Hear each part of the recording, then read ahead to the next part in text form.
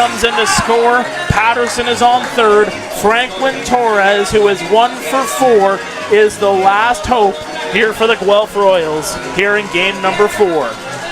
Franklin Torres, who spent nearly 8 years in the Los Angeles Angels farm system, looking for his big moment. That one high. It's playable though. The catch is made. Can he see Joe? The Barrie Baycats are IBL champions for 2024. Barrie has won their 8th and their first since 2019. They have swept the postseason. Sweeps against the Maple Leafs, the London Majors, and now a 4-game sweep of the Guelph Royals. It's the first time that has been done in the IBL since 2017. A 6-2 victory caps it off as we will get set for the trophy presentations. All right, so joining us now on the show is Barrie Baycats General Manager and Manager Josh Matlow, and thank you so much for doing this, Josh. Of course, as it is the rite of passage, the Barrie Baycats get to go first as they are the defending IBL champions now, so that's got a nice ring. And like you and I were just mentioning off stream, and it's been kind of surreal. You haven't come down off the high whatsoever. It's been nonstop for you guys, and it just doesn't look like it's going to stop at any time soon as well, because you guys have just been, you've been pounding the pavement, my friend, as far as the roster goes too, and it's just like every time I turn around, it's like, and there's another Baycat signing. Yeah, we're not wasting any time, that's for sure. Now, is there anything that's still outstanding? I know there's a couple of roster spots. If I looked at the roster quickly the other day, and I think you were like 22, 23 into it. I know there's some other guys that are like, I know you haven't got commitments from some guys yet and everything else. Of course, there's some injury bugs, but there's also been some releases. Yeah, we pretty much signed everyone we want to at this point. Everyone has committed. I think we're sitting at about 27 out of the 28 signed. Yeah. However, we actually just did start a 22U junior team, which we're pretty excited about. That's a pretty big thing for you guys, especially because you were the one team in the league without a junior team to just kind of build the relationships with and build that farm base, at least, anyways, in case you got problems and you got playoffs, and it's like, okay, so and so's gone back to school. I need 3 guys to fill his spot, and don't have them. So that's that was definitely, there was some hoops to jump through and some speed bumps, and we wanted to do it a couple of years ago, and finally made it happen. And obviously it took some time and some logistics, obviously, with being geographically where we are. Yeah. But it actually, I think it's going to work out to our advantage, and I think that's kind of best scenario. But just to have that youth pipeline, at our arm's reach. Well, exactly. We have so much talent up here in Simcoe region, and it was kind of unfortunate where, the best players would be signed to the IBL roster, and then they sit the bench, or they wouldn't get time and they wouldn't get reps. Yeah.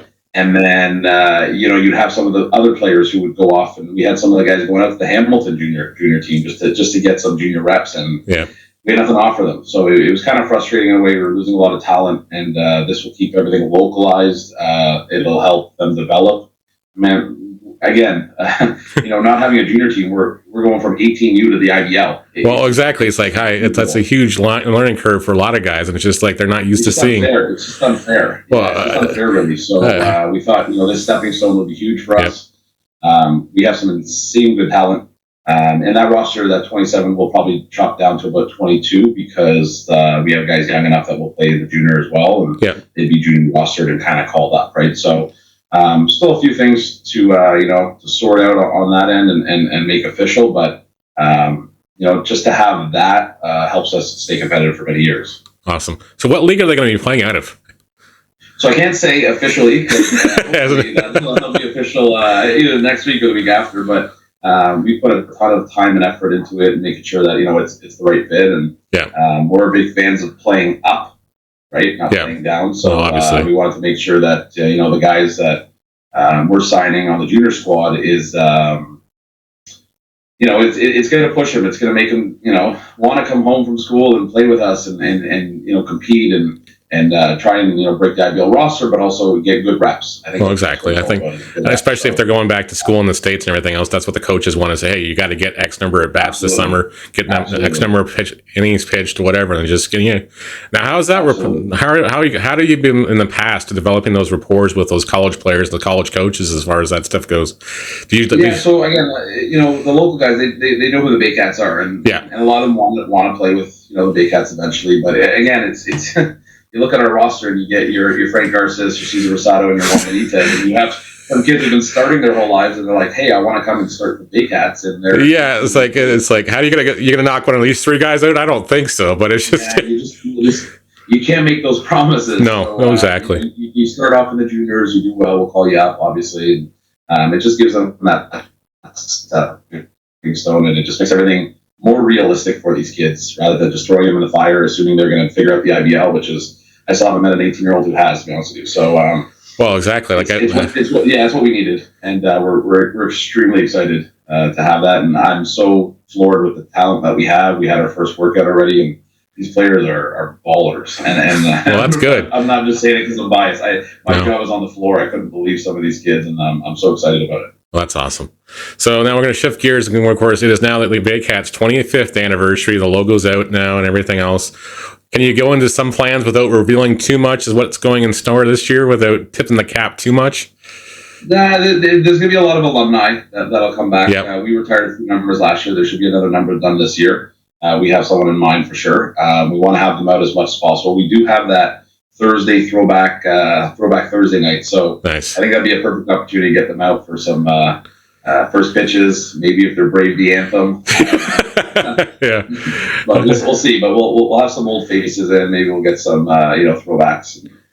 We have some content that we're going to be releasing and stuff like that. But it's going to be a lot of fun, and I'm just so honored to be a part of it. 25 years, that's crazy. Well, I remember when the team first came in the league. That's how long I've been involved with this stuff. But it's just like, and I remember the first championship when you guys knocked golf out in the first round. It was just like, yeah, they're there for real, guys. They're for real. And then it's just like you guys went off like gangbusters after that in 2005, and then the big streak after that too, when the big run with the championships. And man, we hated you guys every time. It was just. I still think that's a thing. 23 seasons, 13 finals, and 8 championships. Yeah, that's an incredible run. That's just an absolutely incredible run. Now, do you feel pressured to, I don't know, uphold that tradition, or do you think does it weigh on you some nights and go, okay, am I doing enough to stay at that standard? That's a great question. The average person couldn't handle this mentally. No, exactly. Like picture this: a championship team, a dynasty, 6 years in a row. They all decide to leave together, and you're handed the keys and said, "Hey, yeah, here you go. Good luck. Continue our tradition." Okay. Yeah. It was pretty much to jump from my failing hands. But I throw you the torch, and good luck with that. Their cupboards empty, everything. It was kind of cool. Listen, it was one of those things where it was such an opportunity. It was just like a fresh canvas. I was able to kind of, put my finger on everything. And again, I'm so honored to be a part of that and be able to do that. But yeah, there was a ton of pressure. I didn't lose sleep in that sense. Well, that's good. That's good. It wasn't do or die, you know what I mean? Yeah. Kind of thing. But there was a lot of, for sure, maybe internal pressure to continue that tradition, make everyone proud. I think that was the hardest part is, you just want to make everyone happy. You just want to make everyone, still come out to the ball, still support the organization, and kind of keep that flowing in the right direction. So yeah, there was a little bit of pressure to say the least, but I said it early, and you kind of gotta, believe in yourself, but believe in your support system. That I'm going to build a team, and we're going to build a team that is going to be competitive for years, and I think that's held true, and I'm just excited for what the future holds. Let's go through the roster. Let's start with the starting rotation and work our way through the relievers, and then we'll go around the base paths. So where do you see yourselves? Is it going to be the same rotation as last year? Frank's going to be first, and then... Neil, if you were the manager, would you change it? No, not in a million years. Well, if it ain't broke, don't fix it. We're going to start with the big three. Yeah.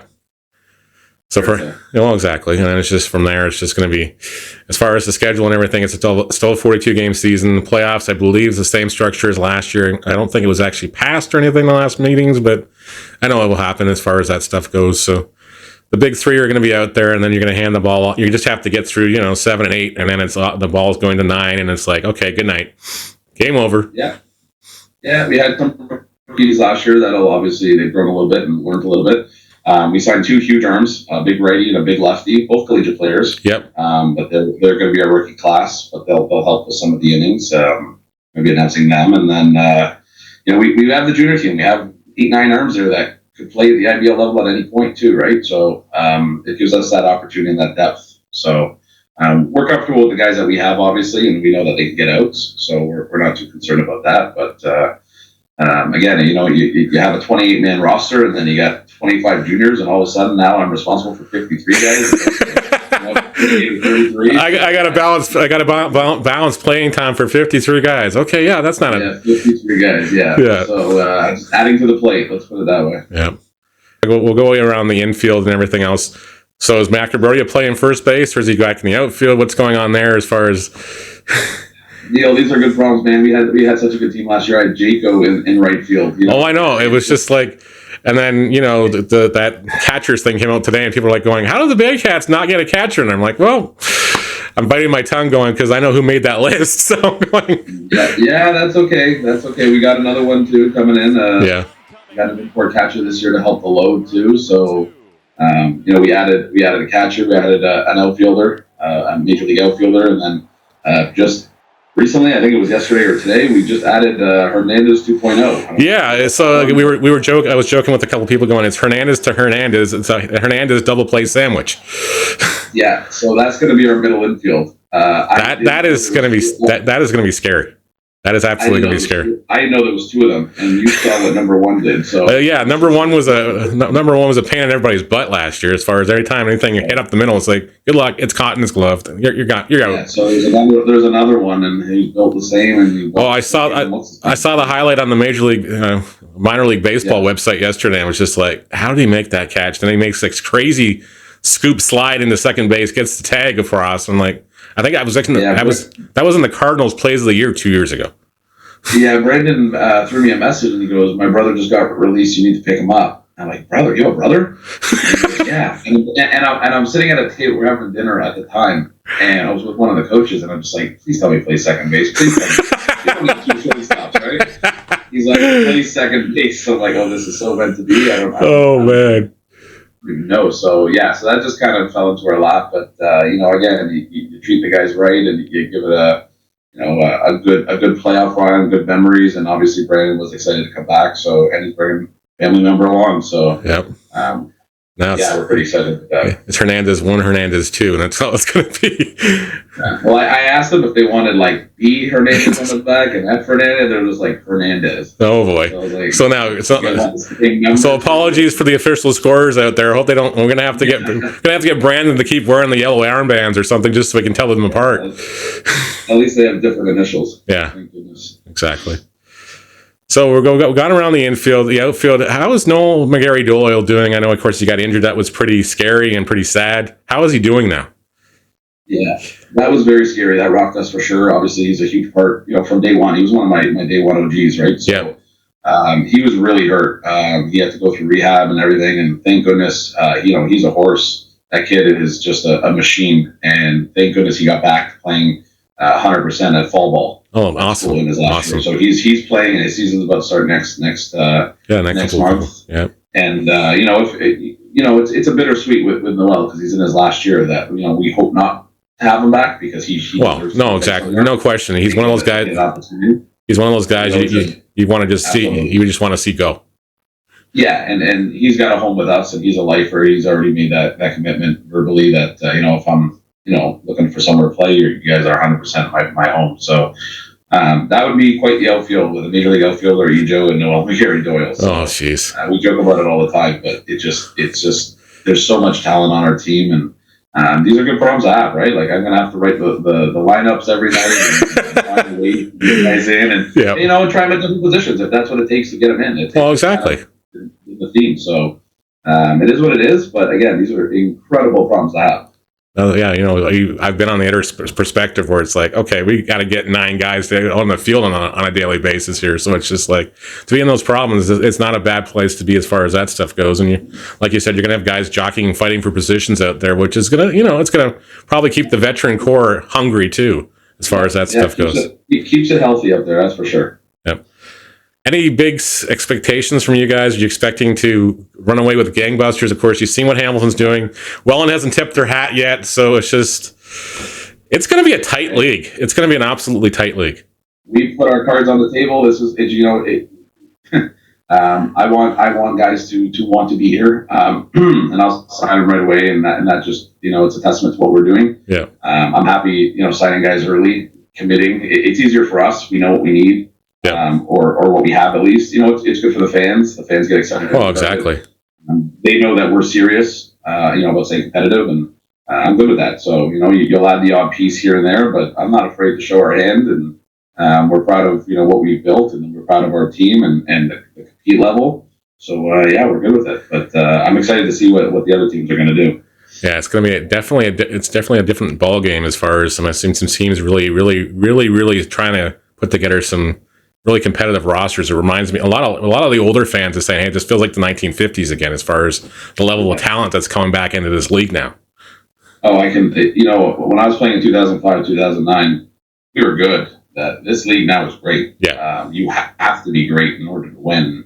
It's only a 9-team league, but it is so hard to win. I mean, everyone in the league knows that. But it's even harder now, with everyone, the big signings and having Rodney come out, and this is all just great stuff for the league. Oh, no question. It's just about it.